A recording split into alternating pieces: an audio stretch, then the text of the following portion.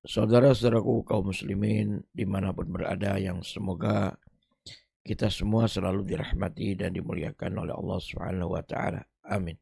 Amin. Setelah kita menguji syukur kehadirat Allah Subhanahu wa taala dan bersalawat atas nabinya sallallahu alaihi wasallam, tema kita kali ini adalah infakkanlah harta yang paling dicintai. Tentu kita semua saling berlomba untuk menggapai apa yang terbaik di sisi Allah Subhanahu wa taala. Bahkan mendambakan ingin bisa memasuki surga Allah yang paling tingginya, yaitu surga Firdaus tentunya. Sebagaimana yang diwasiatkan oleh Nabi kita SAW, apabila kita berdoa memohon kepada Allah surga, maka mintalah surga Firdaus. Tentu tingkatan surga yang akan kita tempati nanti di akhirat tergantung kepada amal perbuatan dan amal soleh yang kita lakukan, atau keimanan dan ketakwaan kita terhadap Allah Subhanahu wa taala. Semakin tinggi keimanan dan ketakwaan kita, maka semakin tinggi pula surga yang akan kita tempati. Semakin tentu rendah tingkat keimanan dan ketakwaan kita, maka otomatis tingkatan surganya pun akan lebih rendah lagi. Allah Subhanahu wa taala memberitahukan kepada kita di dalam firman-Nya di surat Ali Imran ayat yang ke-92, kata Allah Subhanahu wa taala, A'udzu billahi minasyaitonir rajim. Lan tanalul birra hatta tunfiqu mimma tuhibbun. Lan tanalul birra, tidak akan sekali-kali kalian bisa menggapai atau mendapatkan albirra. Albirra di sini adalah merupakan induk dari segala kebaikan. Hatta tunfiqu, sampai kalian menginfakkan mimma tuhibbun, dari apa yang kalian cintai, tentu harta-harta yang kalian miliki. Allah Subhanahu wa taala mengisyaratkan kepada kita para hamba, apabila ingin mendapatkan kedudukan, pahala, bahkan segala kebaikan yang ada di sisi Allah Subhanahu wa taala, syaratnya adalah kita harus ikhlas, rela, ridha menginfakkan dari harta yang kita miliki yang paling kita cintai. Wa ma tunfiqu min syai'in. Wa ma tunfiqu, dan apa saja yang kalian infakkan, kata Allah, min syai'in, dari sesuatu apapun, tentu dari harta yang kalian miliki, fa innallaha bi alim, maka sesungguhnya Allah terhadapnya maha mengilmui, maha mengetahui. Artinya kita jangan khawatir, karena Allah Subhanahu wa taala maha mengetahui, maha mengilmui apapun yang kita lakukan, apapun yang kita infakkan. Bahkan sekalipun harta yang paling kita cintai, maka pasti Allah pun akan membalas dengan balasan yang sebaik-baiknya untuk kita. Balasan yang paling baik, balasan yang paling mulia di sisi Allah Subhanahu wa taala untuk kita, manakala kita menginfakkan harta yang paling kita cintai, atau paling tidak harta yang masih kita mencintainya. Jangan sampai kita berinfak atau menginfakkan sesuatu dari apa yang kita sendiri sebetulnya sudah tidak suka kepadanya.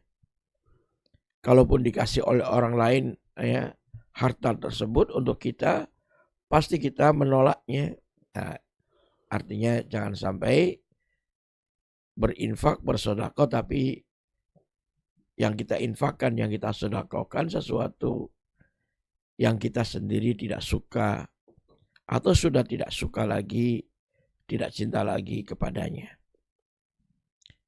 Ya, ini membuktikan bahwa amalan yang paling tentu dicintai oleh Allah, paling besar nanti balasan kebaikannya dari Allah Subhanahu wa taala adalah kita menginfakkan harta yang masih kita mencintainya, dan lebih bagus lagi kalau harta yang paling kita cintai yang kita juga rela dan ikhlas untuk menginfakkannya.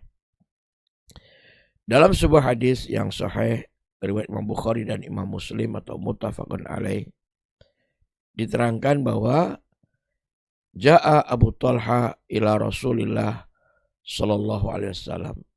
Telah datang Abu Talha, yang mana Abu Talha ini nama aslinya adalah Zaid bin Sahal Al-Ansari radhiyallahu taala anhu, seorang Ansor ya, ahli Madinah yang paling kaya, hartanya yang paling banyak saat itu.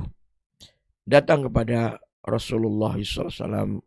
Faqal, lalu ia berkata, ya Rasulullah, wahai Rasulullah, innallaha anzala alaik, sesungguhnya Allah telah menurunkan wahyu kepada dirimu yang bunyinya, lan tanalul birra, tidak akan kalian menggapai atau memperoleh suatu yakni puncak kebaikan dari Allah Subhanahu wa taala hatta tunfiqu mimma tuhibbun, sehingga kalian mau menginfakkan dari apa saja harta yang kalian mencintainya. Wa inna ahabba mali, dan sesungguhnya harta yang paling aku cintai, kata beliau, ilayya, yakni terhadap diriku, adalah Bayruha. Bayruha di sini nama kebun yang beliau miliki yang ada di kota Madinah, persis di depan Masjid Nabawi. Disebut dengan kebun kurma, yaitu dengan sebutan nama Bayruha. Wa innaha shadaqatun, dan sesungguhnya silakan kebun kurma yang aku miliki, yang paling aku cintai tersebut, di mana Rasulullah SAW sering keluar masuk di kebun itu, dan bahkan beliau pernah meminum air yang mengalir di kebun tersebut karena airnya sangat tawar dan enak untuk diminum. Nabi pun pernah meminum dari saluran air yang mengalir di kebun tersebut yang disebut dengan atau diberi nama Bayruha. Dan beliau Abu Talha ini dengan rela, dengan ikhlas menginfakkannya. Kebun yang paling beliau cintai, beliau sukai. Bahkan dari sekian harta yang paling beliau cintai adalah kebun Bayruha. Ya, kebun kurma yang sangat tentunya banyak manfaat dan maslahatnya. Wa innaha sadaqatun lillahi ta'ala, kata beliau. Dan silakan kebun itu, ya ini saya sedekahkan karena Allah Subhanahu wa taala. Arju birroha, saya mengharapkan kebaikan pahalanya, ya, wa zukhroha, dan ditabungnya atau disimpannya indallahi ta'ala, di sisi Allah Subhanahu wa ta'ala.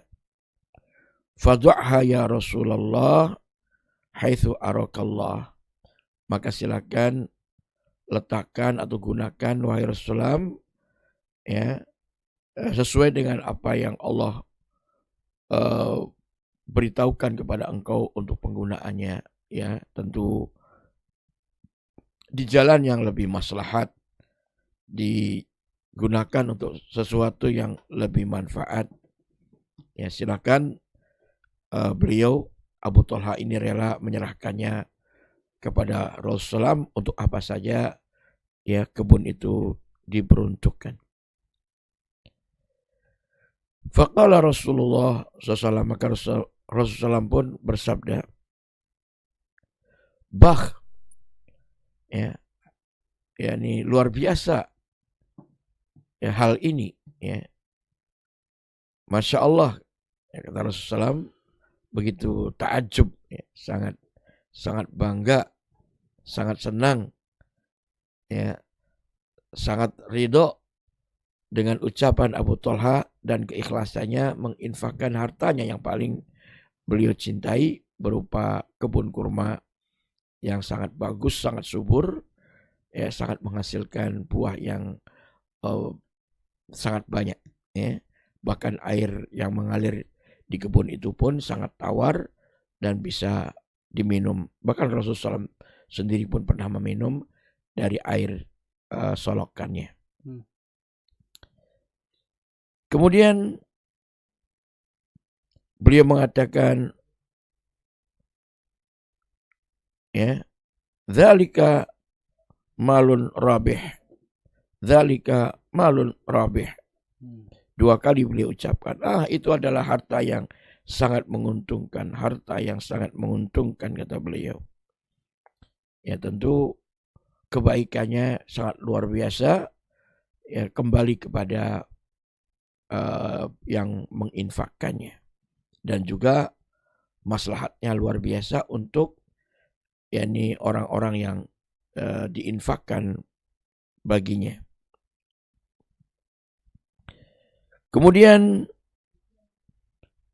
Nabi SAW mengatakan, waqad sami'tu ma qulta, sungguh aku telah mendengar apa yang engkau katakan. Wa inni ara an taj'alaha fil aqrabin, dan sesungguhnya aku lihat, ya, aku punya pandangan, hendaklah engkau menginfakkannya, mensodakohkannya, kemaslahatan dari kebun itu, yakni terkhusus untuk para karib kerabat dirimu sendiri, ya karena berinfak kepada kerabat atau family atau orang-orang yang ada hubungan darah dengannya dari tentu fakir miskin yang membutuhkannya adalah pahalanya lebih besar dan mereka lebih utama untuk diberi infak tersebut atau ditolong. Faqala Abu Thalha, maka Abu Thalha pun berkata, af'alu ya Rasulullah, aku laksanakan wahai Rasulullah. Faqasamaha Abu Thalha fi aqaribihi, maka Abu Thalha pun segera membaginya untuk para karib kerabat beliau yang membutuhkannya, yang sangat miskin tentunya, yakni wabani ammihi, dan juga anak-anak pamannya atau yakni kerabatnya yang masih menjadi family-nya. Ini tentu luar biasa sekali, saudara sekalian. Seorang yang sangat dermawan, dia rela menginfakkan apa yang paling dia cintai di jalan yang Allah ridhoi, ya. Maka dari itu Allah sendiri yang mengatakannya dan menegaskannya, tidak akan kalian sekali-kali bisa menggapai atau mencapai suatu puncak kebaikan di sisi Allah sampai kalian mau menginfakkan apa yang masih kalian cintai dari harta-harta yang kalian miliki. Ya, kemudian jangan khawatir, kata Allah, apa saja yang kalian infakkan pasti Allah pun Maha mengetahui, Maha mengilmui, dan akan membalas, yakni dengan balasan yang amat sangat luar biasa bagi kalian yang rela ikhlas menginfakkan harta yang terbaiknya di jalannya Allah ridhai dan Allah cintai. Semoga kita menjadi hamba Allah yang berlomba dan semangat dalam kebaikan. Amin ya rabbal alamin. Demikian wallahu taala alam. Wassallallahu ala Muhammadin wa ala alihi wa sahbihi ajma'in.